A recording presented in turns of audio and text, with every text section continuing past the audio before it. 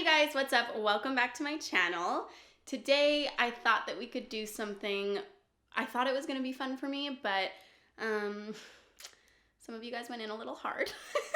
I basically requested my own roast on this one, and I don't know that I'll do it again. But today we're doing an assumptions video. I know that there have been a lot of requests for cooking videos, which I'm really excited and glad about. I love making those videos. So if you guys want more of those videos, let me know in the comments down below and then I'll make more of them. And if you guys have like specific requests or whatever, I'm more than happy to oblige. So yeah, let me know what you want to see. And I may or may not do it, but more likely I will film that because that's what you want to see. But today we are doing an assumptions video. So I asked you guys on my Instagram stories to write some assumptions that you have about me, and then I'm going to either confirm or explain myself, basically. Grunt is here with me as well. If he pops into the frame, I'm petting him right now. Let's hope that he just stays quiet for this video. So let's start off nice and easy for me because my feelings do get hurt easily, which is what somebody assumed about me. So somebody said that you feel stronger than ever, both physically and mentally. That is 100% true. When I was, I don't even know, 7 or 8, maybe. I don't even know how long ago it was because it's so long ago. I fractured my L5 vertebrae, and I have a lot of other problems with my back and my spine and stuff like that. So for a really long time, I haven't felt physically strong because I've tried going back into things. I was in cheerleading, dance, and gymnastics when I was in grade 10, and I re-fractured my back snowboarding that year. I think just all of the stress from those activities really weakened my spine, I guess, and I refractured it, and that was kind of the last time that I felt really strong was when I was in all of those activities. And I've tried over the years to do yoga and stuff like that to physically repair my body, but I would just get discouraged because I would be working so hard and feeling so great about myself, and then something would happen. There was a time about 4 years ago where I was feeling really good about myself doing yoga, playing soccer, even though I don't know how to play it, and I actually ended up fracturing my metatarsal bone in my left foot. I think it was the metatarsal bone, and I was out of commission again. So it was just really, for a long time, disheartening. Every time I tried to get in shape or just feel physically stronger, I kind of felt like I was being set back. So thankfully this time I've been really conscious about taking care of my body and listening to it when it needs to stop, basically. And mentally, yeah, I mean, quitting drinking alcohol was a huge one for me. I've relied on substances for a large portion of my life for escapism or just what other, what people use substances for. So being in a sober mind has really allowed me to not even reinvent myself, but just discover who I always was underneath all of that fabricated, I don't know, that fabricated personality, I guess, that I thought was mine, but was really a product of what I was putting into my body. So I'm feeling really good about who I am and where I'm at. And yeah, thank you for saying that. Someone else said, because of your friendly personality, your friend thought you were flirting with her boy. I don't know that that's ever really happened. I feel like I'm pretty careful around people's significant others, not even on purpose, just because I don't know. It's hard to explain, I guess. However, most of my friends' significant others haven't liked me in high school and then just right after high school. I think that was because I was more of a party girl. I liked to go out. I liked to, dress a certain way and stuff like that. And I think that is unnerving, I guess, for people who are in relationships, and so they didn't necessarily like me. But I don't think that the girls ever thought that I was trying to take their man or anything like that. Someone said you are very private about relationships.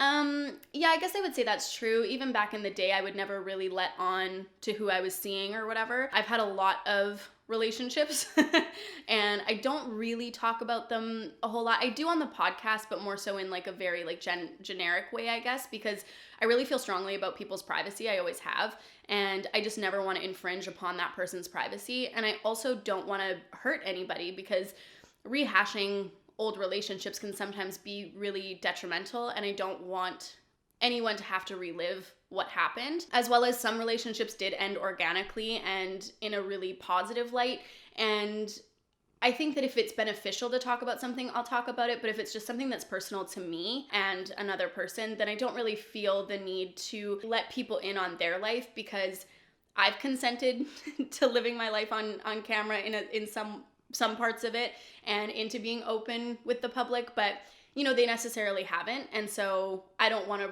disrespect their privacy and what their values are by doing that, I guess. I do the same thing with my family. I always, if I'm going to speak about my family on camera, I always ask them beforehand if it's something that they're comfortable with. That's like something that's really, really important to me. So yeah, I try not to let on to that at all, I guess. There have been a couple in this general avenue. Someone said, you're scared that people will think you're copying Sam. And maybe I'll just read the other one that I had because it's kind of in the same vein. Someone else said, you don't know what you want to do as a career, so you're doing YouTube because Sam can help. So at the beginning, I was pretty self-conscious about people knowing and thinking that all of my success in the future, or all my success right now, or whatever you think success is a direct result of Sam. Sam is my best friend, if you guys don't know. Obviously, you probably know her.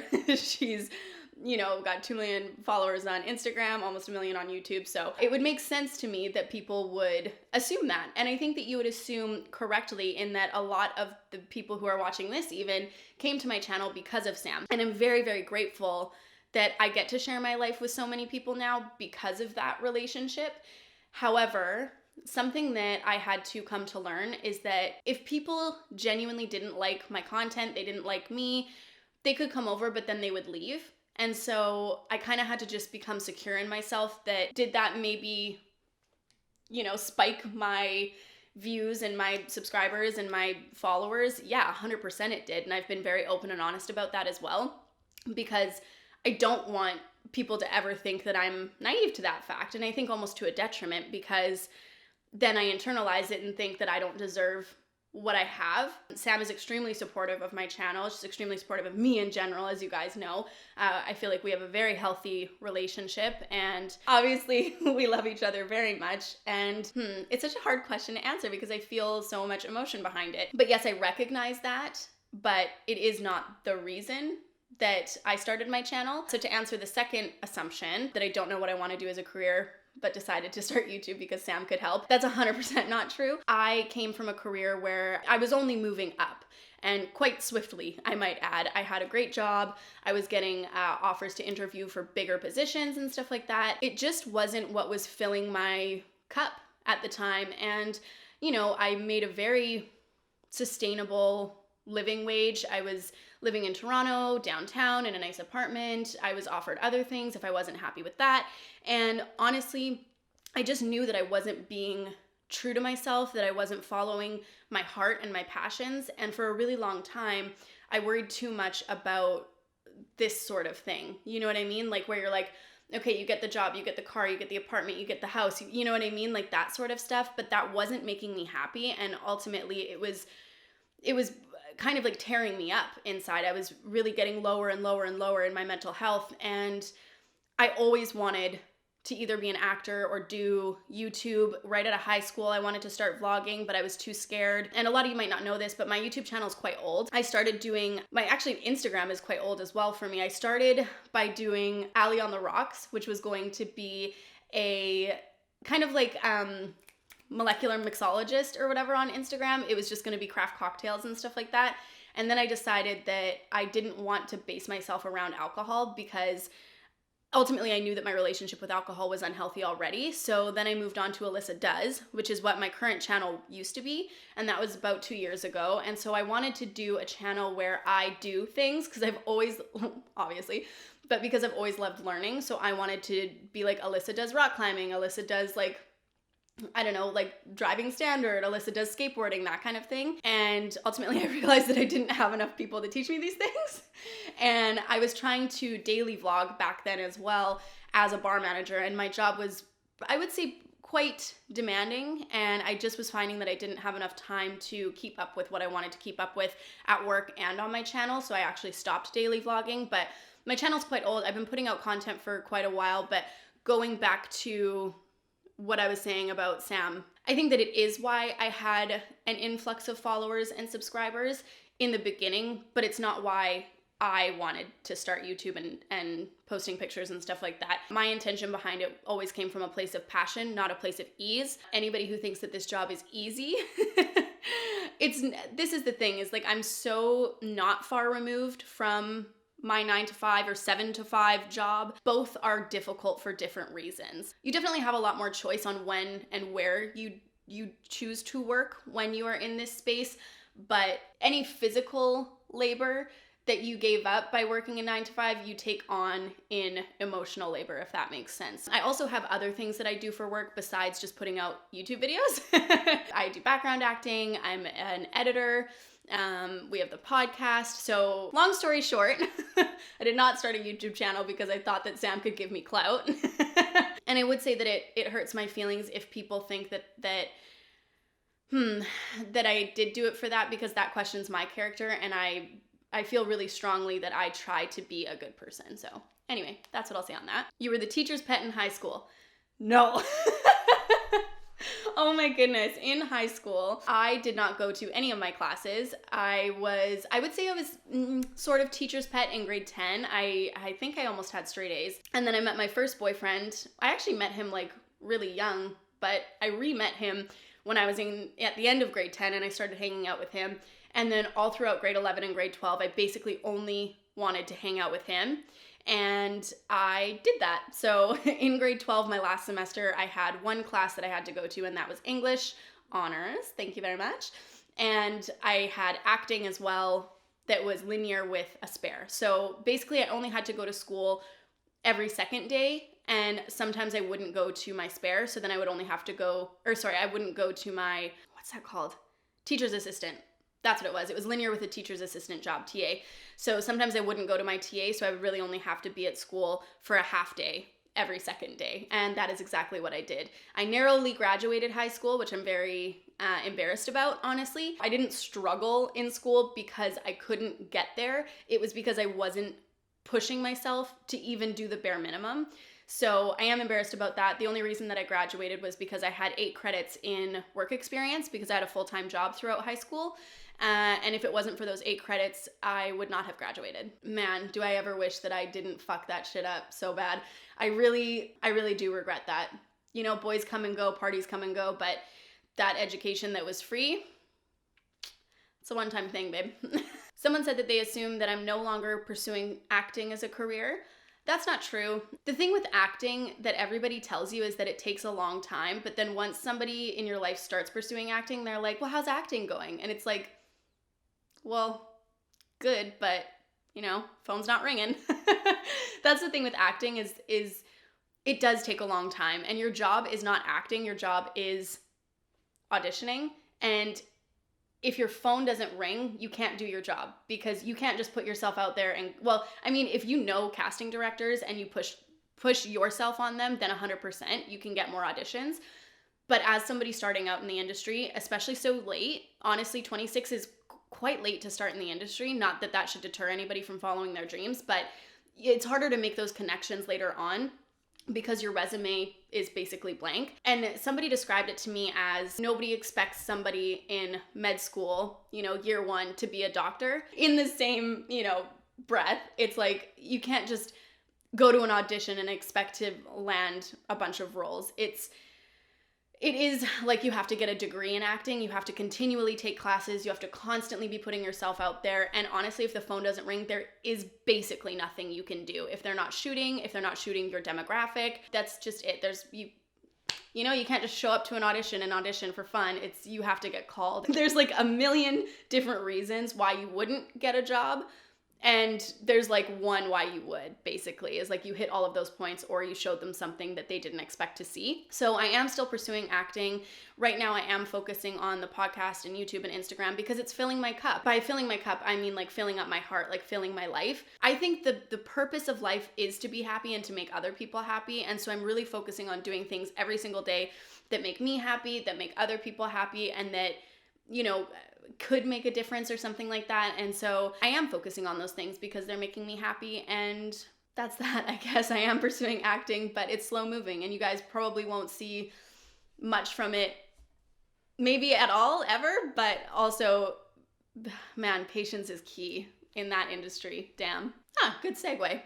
You are a patient person, but you had to practice/learn it. My mom would disagree with this. I'm quite patient in certain scenarios, but I'm also a very impatient person in other scenarios. I definitely had to, learn that patience is a virtue. I used to say patience is a virtue and I do not possess it. I always wanted immediate gratification. I wanted things to happen immediately. I wanted to learn things right away. But now as I'm molding my mind into a tool instead of kind of like letting my impulses drive my life, I do feel like I'm more of a patient person. I feel like I'm extremely patient with friends. Usually there has to be like thing after thing after thing after thing that really attacks my core values and my morals for you to, for me to cut you off, basically. So I would say that I'm quite patient with friends. People talking about the same thing over and over doesn't bother me. Like if you have like a problem and then you bring it up to me all the time, that doesn't bother me because I understand. I've been in those scenarios where that's all I can think about, and so it's all I can talk about. And I feel like more so than patience, I guess I would say that like I'm understanding. I don't know, that sounds like I'm like tooting my own horn, but I'm just trying to like explain it because like standing in line and shit like that, I hate it. People walking slow in front of me, people at an advanced green, which is like the turn signal, and they like leave this big of a gap. I'm like, I would say that sometimes patient, but also not at all. Someone assumed that I have no problem making conversations with strangers in person, not on socials. I have never had problems, I guess, making conversation. I think that because I started out in the restaurant industry so young, I started out at a Panago Pizza when I was 13, I think 12 or 13, and then moved into Boston Pizza when I was like 14. I had to talk to people all the time. I had to like chit chat, shoot the shit, like whatever you want to call it, with so many different types of people that I kind of learned how to tailor my conversations, not in a way that's disingenuous, personally, in my opinion, but everybody wants something different from you. And that's just how it is because people are different. So I just feel like I can kind of take that experience and see what kind of person somebody is by what they're saying to me, not by the way they look, but like by what they're saying to me. And I can kind of like keep the conversation going in that way.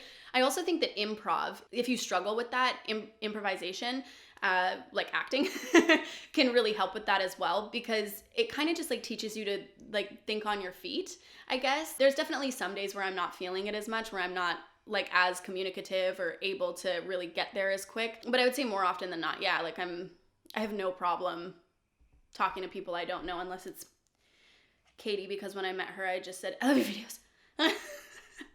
Okay, last one here because we're at like 26 minutes. Someone said, you know you are an alcoholic, you just don't want to admit it so you don't have to stop forever. So I found this like really surprising actually because I've talked about my alcohol use and alcohol use disorder and stuff like that quite at length on my Instagram, on the podcast. I did another interview with a Sober Girls Guide on her podcast. So it just surprises me that like people still have questions about this, I guess. But I am not shy about the fact that I have a problem with alcohol, which is why I quit drinking alcohol. I don't consider myself an alcoholic. I have a therapist who doesn't consider me an alcoholic. Very honest and open about my use of alcohol. So alcohol use disorder is extremely different from alcoholism. And the thing with me is I could not pick up a drink, but I couldn't stop myself from having more. I don't really know what else to say about it, I guess, because I've talked about it at such length. I really liked drinking alcohol. I liked the way that it made me feel. But 5.5 months in now, I've realized that a lot of that was due to my insecurity, my stress, my, self-confidence, all of these things that alcohol wasn't actually improving. So along this journey of finding myself or whatever, I'm just happy now. Thinking of giving up alcohol forever is still daunting to me because of the social aspect of it. I guess not ever being able to go out for a glass of wine with somebody, having a glass of wine in the bathtub or something like that. But in my current life right now, I can't imagine having a drink. The smell of it isn't enticing anymore. I don't like the thought of being under the influence anymore. I'm in a really healthy place with it right now. Do I still have to like struggle sometimes on feeling like I'm missing out? Yeah, for sure. But in those moments, I just remind myself how far I've come and what not drinking has given me. And it's given me so much more than what drinking ever did give me. I don't consider myself an alcoholic. I don't think it's necessary for me to lean into that kind of thinking. I think what's powerful for me is knowing that I didn't like the relationship that I had with a substance and then stopping that behavior. Because that's where the power lies, is me being in control of my mind and my impulses. And that's all that matters to me, if that makes sense. So anyway, you guys, those are the assumptions that you had about me, and I appreciate all of the really, really nice ones that you guys sent. I didn't want to read them on camera because it would kind of just feel icky to me, like I was like patting myself on the back, but I did read them all, and I'm really thankful that you guys, the majority of you guys have a really like, I don't know, you have a nice view of me, I guess. I feel awkward now.